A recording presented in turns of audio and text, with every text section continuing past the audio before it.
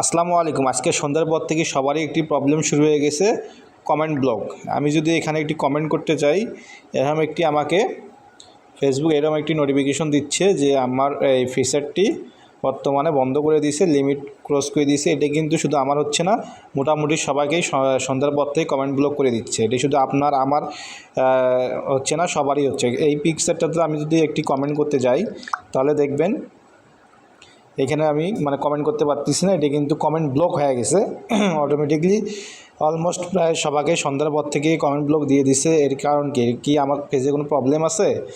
এটা কিন্তু আমার পেজে কোনো প্রকার প্রবলেম নাই, এটি শুধুমাত্র ফেসবুকের আপডেটের কারণেই চলতেছে সমস্যাটি। আমি যদি আমার পেজের রিকমেন্ডেবলে ক্লিক করি, তাহলে দেখা যাবে এখানে কোনো ইস্যু আছে কি না। এখানে আমার কোনো ইস্যুই নেই।